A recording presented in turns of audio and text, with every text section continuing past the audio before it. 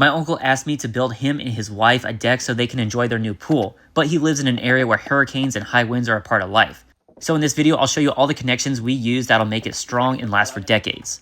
And all the hardware we're using is the same stuff professionals use, but these Simpson strong tie brackets and fasteners are available at any Lowe's or Home Depot, so DIYers like you and I can use them as well. And I'll make sure everything we used is linked in my video description.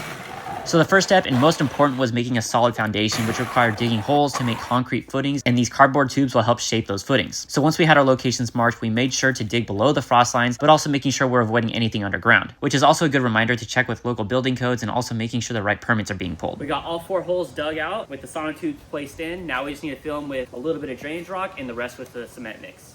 We need a few inches of drainage rock in each hole because that helps prevent our footings from settling over time. Then we mixed 1 bucket of concrete at a time until each form was filled at the top. Mixing concrete by hand is a lot of work, but this only took us about 14 60-pound bags to fill all 4 footings. Once the footings were filled, it's important that I screed the tops to create a smooth surface because we'll need that to connect our deck to the ground. We ended up waiting about a week for the concrete to strengthen, so now you can see this post base in action. I'm able to use a washer and a bolt to secure it to the footing, and that provides a very strong connection. But not only is the connection strong, it also allows our wood post to stay above the footing, so that way it prevents rotting caused by ground contact. So then we added a post base to each footing to make 4 posts to support our entire deck platform. Now that our foundation's set, we can use all this wood to frame out our entire deck. We started by using a 6x6 pressure treated post, which will fit perfectly into the metal post bases that we just installed. But because the footings we poured are never perfectly level with each other, I needed to cut each of the legs slightly different lengths, so that way the tops are all perfectly aligned with each other. But not only are we cutting the posts to length, I also need to notch out spaces for beams to fit into them because it'll make those connections much stronger. Those notches allow the beams to sit right on top of the post rather than relying on any connection that holds them off to the side. We also need to make sure the post is plumb before securing them to the post bases. Then we'll use the Simpson strong drive connector screws for fastening the post to the metal base. And we'll slip it in right through here. To transfer the load of the deck down to the post, we need to install these beams here. And the strongest connection we can make is using a through bolt with a washer and a nut on the other side. We have an extra long drill bit to drill this hole.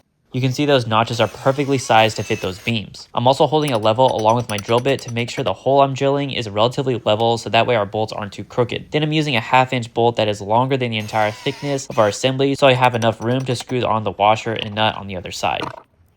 Wood is prone to splitting, so we want to make sure we stagger these bolts so that way if they do split, it's not along the same seam. To keep the deck from sagging over time, we need to install multiple joists across the entire platform. So to make the joist connection super strong, we're going to use these Simpson strong tie joist hangers. They make different sizes for different size joists, and because this is such a small span, we're going to use only a 2x8. So this is designed perfectly to fit a 2x8. And I'm using the Simpson strong drive SD connector screws for each of the bracket holes, and filling every hole is where the strength comes from. And it's important to make sure they're all evenly spaced. We also need to install joist hangers on the other side of our deck, so we're going to use smaller ones because there's a little less space on this side. Now that the joist hangers are installed, we're going to install 1 joist at a time. Here you can see the second beam was installed lower than the first, so that way our joist can slightly overhang into the pool, so that way it's easier to access the water from the deck platform. I'm also making sure each individual joist is perfectly level because that will give us a much nicer platform to stand on. To make these connections extra strong, these joist hangers provide slots for the connectors to go into the joist as well as the beams, and this connection is much stronger than toe nailing individual screws in. Then we're installing the joist end on the other side to tie everything together. I'm also going to use a couple framing screws to kind of reinforce everything. It's also important to make sure the platform is perfectly square, so I'm using a framing square to make sure all the corners are at 90 degrees.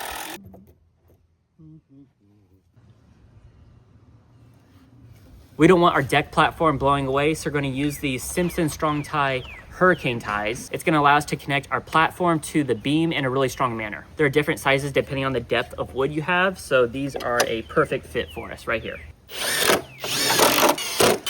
And this is going to be way stronger than simply toe nailing a screw to connect these 2 boards. Much stronger than any screw connection.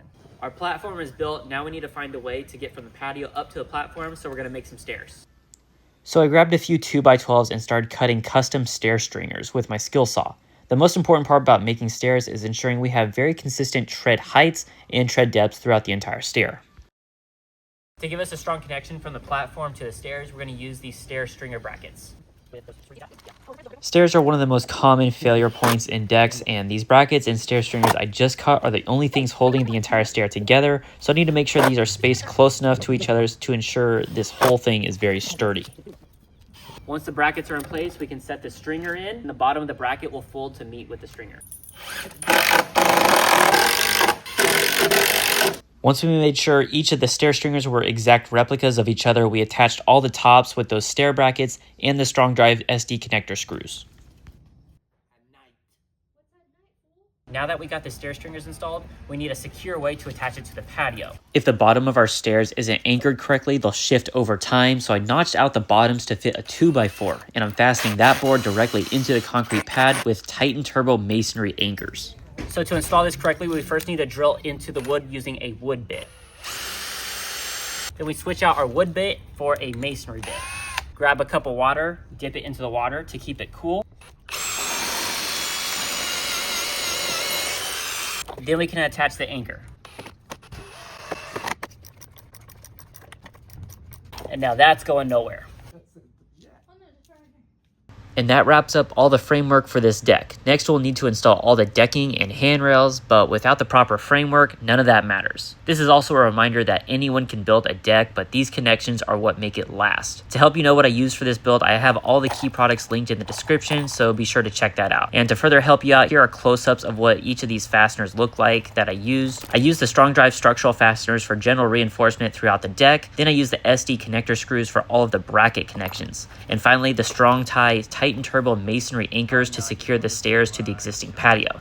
And most of all, thank you so much for watching.